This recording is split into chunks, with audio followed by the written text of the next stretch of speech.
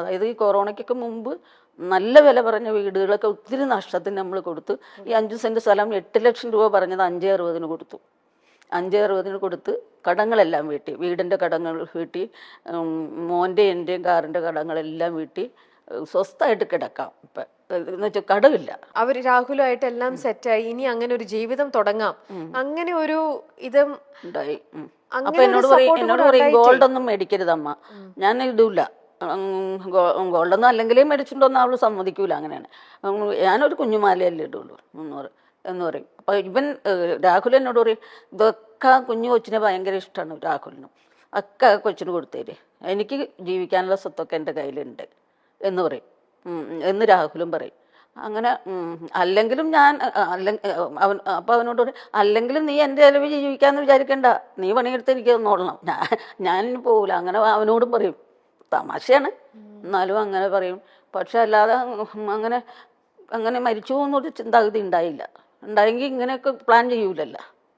അപ്പം ഞാൻ പറഞ്ഞിരുന്നു ഇവർക്ക് വേറൊരു വീട്ടിൽ പോയി നിൽക്കാനൊക്കെ ബുദ്ധിമുട്ടാണ്, അപ്പോൾ നിങ്ങളിവിടെ തന്നെ താമസിച്ചോ, അവൻ അവിടുത്തെ കുറച്ചടുത്താണ് എൻ്റെ വീട്, നിങ്ങളിവിടെ തന്നെ. അവനും പറഞ്ഞു ഇവളെൻ്റെ വീട്ടിലൊന്നും വന്ന് താമസിക്കാൻ പോണില്ല, ഇവിടെ താമസിച്ചോട്ടെ, അവിടെ നമുക്ക് ആവശ്യത്തിന് ബെഡ്റൂംസും കാര്യങ്ങളും ഒക്കെ ഉണ്ട്, ഇവിടെ താമസിച്ചാൽ മതി, മോനാണെങ്കിലും വേറെ വീട് കിടപ്പുണ്ട്.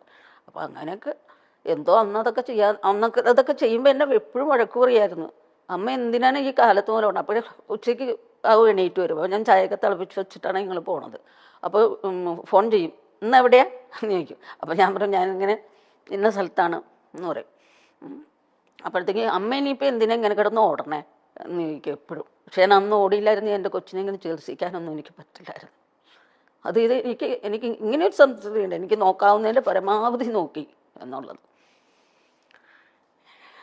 പിന്നെ കൊറോണ വന്ന് കുറേ കൊല്ലങ്ങൾ 1-2 കൊല്ലത്തോളം വെറുതെ ഇരുന്നില്ലേ, അപ്പോഴും നമുക്ക് ലോൺ കാര്യങ്ങളൊക്കെ ഇങ്ങനെ കിടക്കുകയാണ്.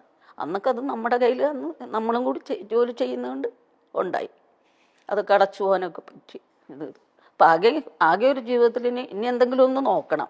കാരണം ജീവിതത്തിൽ ആകെ ഒരു ആശ്വാസമുള്ളത് കടമില്ല എന്നുള്ളതാണ്, കടങ്ങളൊക്കെ തീർന്നു എന്നുള്ളത്.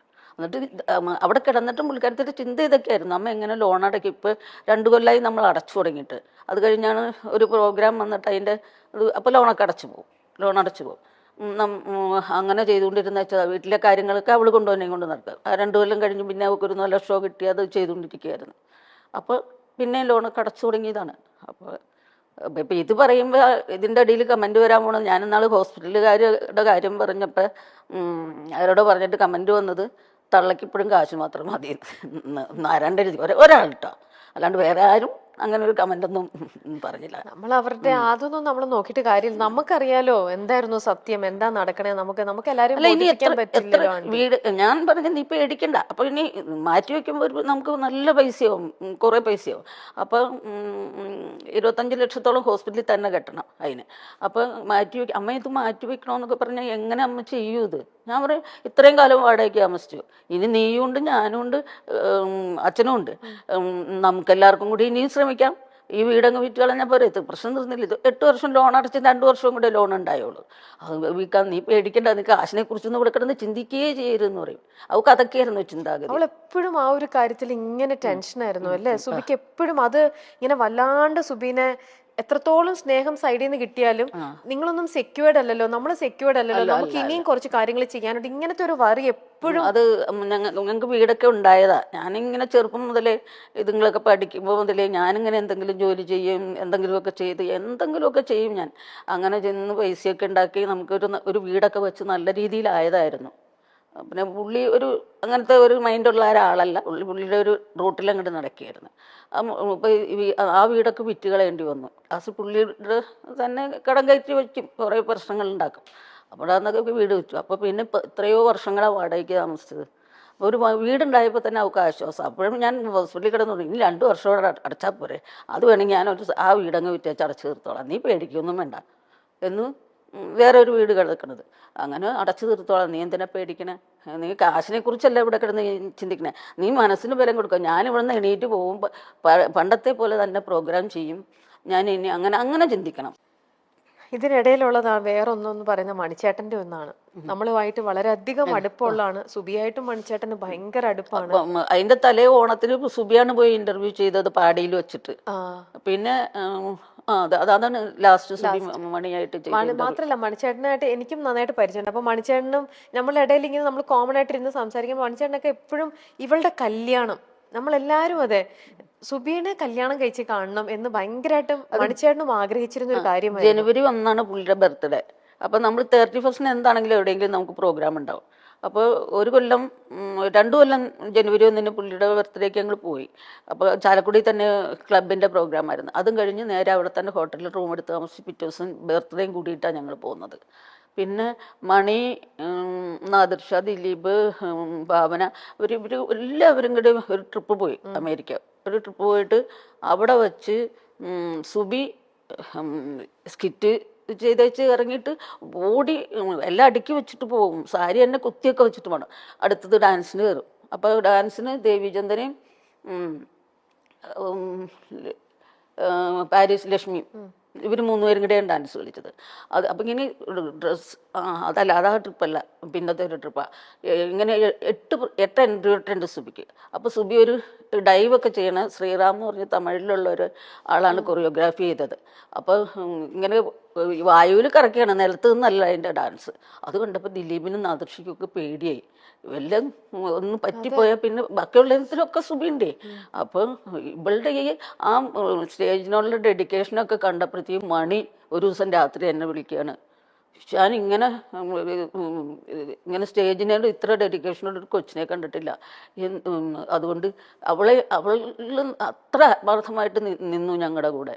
അതുകൊണ്ട് അവളുടെ കല്യാണത്തിന് അതാണ് ഈ 10 പവൻ കൊടുക്കുമെന്ന് പറഞ്ഞ് ശ്രീകണ്ഠൻ നായരൊക്കെ പറയുന്നത്. 10 പവൻ കൊടുക്കുമെന്ന് പറഞ്ഞു. അത് കഴിഞ്ഞ് ഞങ്ങൾ എയർപോർട്ടിൽ വന്നിറങ്ങിയപ്പോഴും എന്നോട് പറഞ്ഞു, ഇവളെ വേഗം കല്യാണം കഴിപ്പിക്കണം, ഇവക്ക് 10 പവൻ തരുമെന്ന് ഞാൻ അന്ന് കള്ളുപിടിച്ചിട്ട് പറഞ്ഞൊന്നും അല്ല, ഞാൻ തന്നിരിക്കും.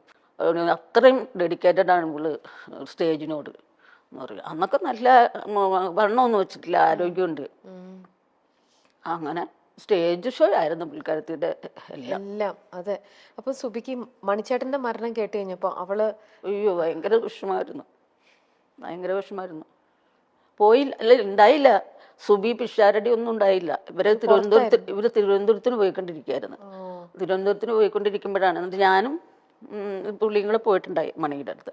അവിടെ ആൾക്കാർ ബഹളം ഉണ്ടാക്കി ആ ഡെഡ് ബോഡി വരെ എടുത്ത് താഴെ ഇട്ട് അങ്ങനെ നിയന്ത്രിക്കാനൊന്നും ആരും ഉണ്ടായില്ല. അപ്പോൾ ഞങ്ങൾക്ക് കാണാനൊന്നും, മുകളിൽ നിന്ന് അവിടെ ഒരു AC റൂം ഉണ്ടായി, അവിടെ നാദൃശ്യം ഞങ്ങളൊക്കെ ഇരുന്ന്, പിന്നെ അവിടെ നിന്നൊന്നും കാണാനേ പറ്റൂല, അല്ലാണ്ട് അടുത്തൊന്നും പോകാൻ പറ്റൂലായിരുന്നു. അത്ര തിരക്കും ബഹളമായിപ്പോയി. സുബി പിഷാരടിയൊക്കെ വഴിയിലായിരുന്നു. സുബിയുടെ കാര്യം പറയുമ്പോഴേ ഇന്നും അമ്മയുടെ മനസ്സിലേക്ക് വരുന്നത് ആ അവസാന നിമിഷം കുഞ്ഞു പറഞ്ഞ പോലെ മൂക്കിൽ പഞ്ഞി വെച്ച് കിടക്കാന്ന് പറയണ ആ സുബിയുടെ മുഖമാണോ അമ്മയുടെ മനസ്സിലേക്ക് വരുന്നത്, അതോ ഇപ്പം അതാ വരുന്നത്? പക്ഷെ എനിക്ക് അങ്ങനെ വരരുത്, അവളുടെ മറ്റുള്ള അത് കാണാതിരുന്നെങ്കിൽ നമുക്ക് ഇത് ഇപ്പൊ വരുന്നത് അതാണ്. കിടക്കുമ്പോഴും ഒക്കെ വരുന്നത് ഒരു ഞെട്ടല് പോലെ മനസ്സിലേക്ക് വരുന്നത്. ഉറക്കമില്ല, എനിക്ക് ഉറക്കമില്ല. ഉറക്കം ഗുളിക കഴിച്ചാ ഉറങ്ങുന്നേ, ഉറക്കമില്ല. രാത്രിയാണ് ഈ ചിന്തകൾ മുഴുവൻ വരുന്നത്. പക്ഷെ എനിക്കിപ്പോഴും അവൾ അവിടെ ഉണ്ടെന്ന് തന്നെയാ ചിന്ത. അതല്ലേ എനിക്ക് ഇപ്പോഴും. ഇപ്പൊ കഴിഞ്ഞ ദിവസം ഒരു ഇന്റർവ്യൂവിന് ഇതേപോലെ എന്നെ വിളിച്ചു. അപ്പോൾ എന്നെ രാജേട്ടൻ വന്ന് വിളിച്ചും പറഞ്ഞു, എഴുന്നേക്ക് പോകണ്ടേ നമുക്കെന്ന് ചോദിച്ചു. അപ്പം ഞാൻ പറഞ്ഞു, എൻ്റെ മനസ്സിൽ പറയണത് സുബി അവൾക്കല്ലേ ഒത്തിരി നേരം വേണ്ടത്, അവള് അത്രയാവട്ടെ ആദ്യം എന്നാണ് പറയണത്. അല്ലാതെ അവിടെ ഉണ്ടെന്ന് തന്നെയാണ് എപ്പോഴും ഞങ്ങളുടെ ചിന്ത. മോനൊക്കെ ഓക്കെ ആവാൻ കുറേ ദിവസം എടുത്തു. അവനൊരു ഇതുപോലെയായിരുന്നു, എന്താ ഒരു ഭ്രാന്ത് പിടിച്ചൊരവസ്ഥയായിരുന്നു അവന്.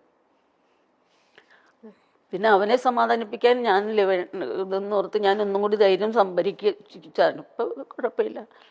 ഞാൻ കുറച്ച് നാൾക്ക് മുമ്പ് മഞ്ജു ചേച്ചിയുടെ ഇന്റർവ്യൂ ഓർമ്മ എടുത്തിരുന്നു. മഞ്ജു ചേച്ചി അന്ന് പറയാ, സുബി മരിക്കുന്നതിന് 2 ആഴ്ച മുന്നേ എൻ്റെ പൊന്നു രമ്യ എന്നെ വിളിച്ചിട്ട്, ചേച്ചി എവിടെയാ, എനിക്ക് ചേച്ചിയോടൊന്ന് സംസാരിക്കണം എന്നും പറഞ്ഞുകൊണ്ട് അവൾ എന്തോ പറയാനുണ്ടായിരുന്നു അവൾക്ക് ചേച്ചിയുടെ അടുത്ത്. അപ്പൊ ചേച്ചി കറക്റ്റ് ഇവളന്ന് തിരുവനന്തപുരത്ത് എത്തിയിരിക്കുമ്പോഴാണ് മഞ്ജു ചേച്ചിനെ വിളിച്ചത്. ചേച്ചി കറക്റ്റ് അന്ന് ഏതോ ഷൂട്ടിന് എറണാകുളത്ത്. അപ്പൊ ചേച്ചി ഇന്നും എന്നോട് അത് പറഞ്ഞ് ചേച്ചി അന്ന് കരയായിരുന്നു. എനിക്കറിയില്ല എന്തായിരുന്നു അവൾക്ക് എന്നോട് പറയാനുണ്ടായിരുന്നിട്ടുണ്ടാവുക. അതുപോലെ തന്നെ ഒരു ജ്യോത്സ്യം പറയുന്ന ഒരാളുണ്ടല്ലോ, ഒരു ജ്യോത്സ്യത്തില് ഹരിചേട്ടനാണോ? ഹരി പത്തനാപുരം. ഹരി പത്തനാപുരത്തിന് ഈ ICU കിടന്ന് അന്ന് തന്നെ ഫോൺ മേടിച്ച് ഡോക്ടർ ഫോൺ നോക്കാൻ പാടില്ല എന്ന് പറഞ്ഞു. പക്ഷെ ഹരി പത്തനാപുരത്തെ വിളിച്ച് പറഞ്ഞു എന്നൊരു ഇന്റർവ്യൂവിൽ പുള്ളി പറയണേ ഞാൻ കേട്ടതാണ്.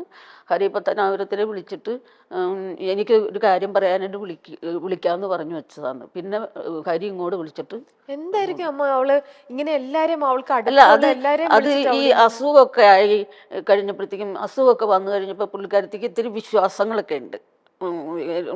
ഇങ്ങനെ ആരെങ്കിലും ഇതിലൊക്കെ എനിക്ക് അത്ര വിശ്വാസമൊന്നുള്ള ആളല്ല, ദൈവത്തെ അല്ല, മറ്റുള്ള കാര്യങ്ങളൊന്നും എനിക്ക് വിശ്വാസമില്ല. അത് ഹരിപ്പത്തനവർ പറയണ പോലെ ഞാനും പറയണേ എല്ലാ കാര്യങ്ങളും. അപ്പം ഹരി അങ്ങനെ ഒരു ഇന്റർവ്യൂവിൽ പറയണ കേട്ടു. പക്ഷെ പുള്ളിയുടെ നമ്പർ എൻ്റെ കയ്യിൽ ഉണ്ടായില്ല, അല്ലെങ്കിൽ ഞാനൊന്ന് വിളിച്ചേനെ. എന്താ ഞാൻ തരാലോ ഹരിചേട്ടന്റെ നമ്പർ അമ്മയ്ക്ക്.